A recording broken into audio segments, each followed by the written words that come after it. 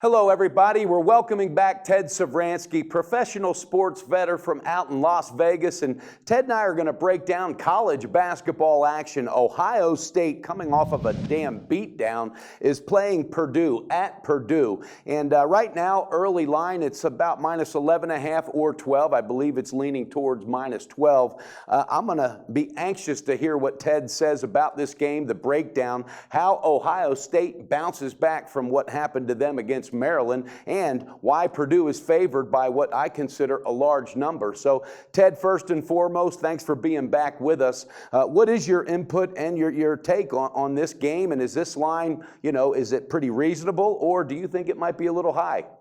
I think it's very reasonable. Let's talk about Ohio State, because it's not just the loss at Maryland and the 44-point defeat they suffered against the Terps, the single worst loss of the entire Thad Matta era at Ohio State. And that speaks volumes about where this Buckeyes team is right now. There are no seniors on Ohio State. There's only one junior on Ohio State. That entire team is basically made up of freshmen and sophomores who are getting their feet wet at the Big Ten level right now. And what's happened? Well, we've seen this team have a glass chin. It wasn't just a Maryland loss. Let's not forget what happened in the game before that.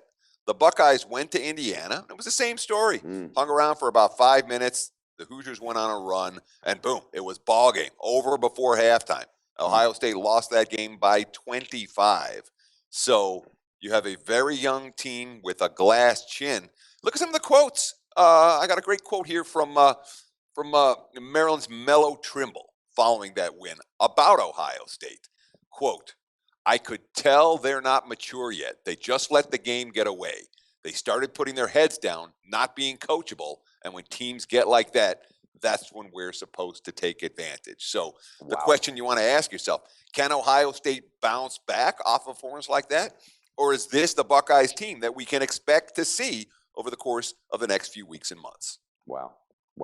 That spells fade to me, and that's a very good point, and that's why I'm glad to ask you those questions, because I forgot about that loss that they had previous to Indiana, and that was Yogi Ferrell. I think he went off also on them, and Ohio State is young. You nailed it on the head. No senior leadership there, and I haven't really seen a floor general. I know Mark Loving is the biggest producer right now, but I don't see that leadership as in years past, Aaron Kraft and things of that nature. So Purdue minus 12. They're 16-3. They're 11-1 at home. So I think being also 11-4-0 against the spread bodes very well for Purdue. So, that does it for me. I like that. Well, let me jump in real quick, so I want to talk about Purdue for just a minute. Sure. The Boilermakers, they're an explosive offensive team, and those are the teams that Ohio State tends to have trouble with. Now, Purdue has had their own problems.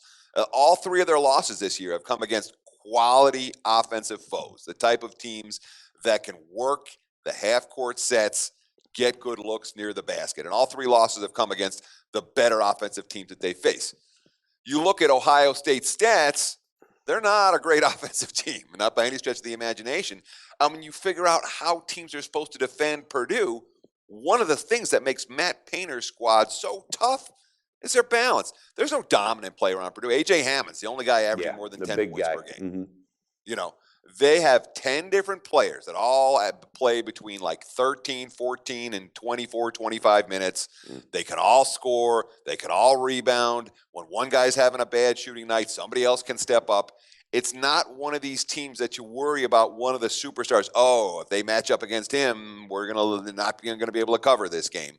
Purdue has the balance and the depth that make them, in my mind, a very, very dangerous favorite. They've been covering numbers. They've been an undervalued commodity on a consistent basis. How about this for Purdue? When you want to look at some hardcore aggregate stats, I've got them in their last 50 against the Big Ten, about 70% ATS. Let me get the exact number right here real quick. Let me pull it up.